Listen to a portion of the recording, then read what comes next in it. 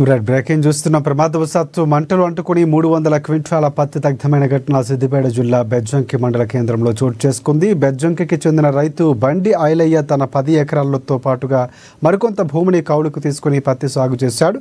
కొద్ది రోజులుగా పత్తి తీత పనులు కొనసాగుతూ ఉండగా ఇంటికి తెచ్చినటువంటి పత్తిలో తడి ఆరేందుకు ఖాళీ స్థలంలో టార్పిన్లు వేసి ఆరబెట్టారు.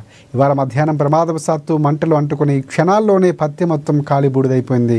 రైతు ఐలయ్యతో పాటుగా కుమారులు రమేష్, అనిల్ ఇద్దరు కుటుంబ సభ్యులు గమనించి వెంటనే మంటలు ఆర్పే ప్రయత్నం చేసినా అది సాధ్యం కాలేదు. అగ్నిమాపక సిబ్బంది ఘటనా స్థలానికి చేరుకుని మంటలు ఆర్పివేశారు. సుమారు 300 క్వింటాల మేర పత్తి కాలిపోయినట్లు బాధితులు తెలిపారు. ఇక ఇన్ని రోజుల కష్టం బూడిద పాలు కావడంతో బోరున విలిపించారు. ఘటనా స్థలాన్ని Siddipet rural CI Srinu, SI Soujanya పరిశీలించారు.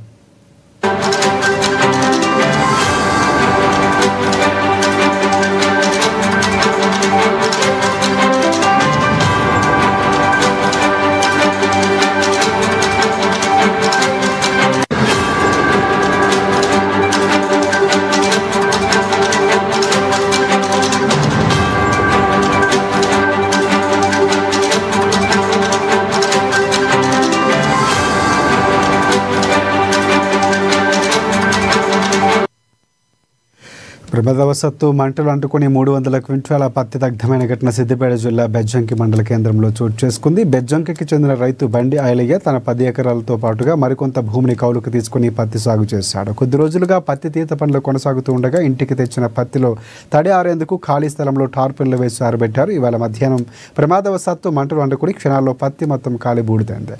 రైతు ఐలయ్యతో పాటుగా కుమారులు రమేష్, అనిల్ ఇతర కుటుంబ సభ్యులు గమనించి మంటలు ఆర్పే ప్రయత్నం చేసినది సాధ్యం కాలేదు. ఇక అగ్నిమాపక సిబ్బంది ఘటనా స్థలానికి చేరుకుని మంటలు ఆర్పివేశారు. సుమారు 300 క్వింటాల మేర పత్తి కాలిపోయినట్లు బాధితులు తెలిపారు. ఇన్ని రోజులు కష్టం బూడిద పాలు కావడంతో బోరున విలపించారు.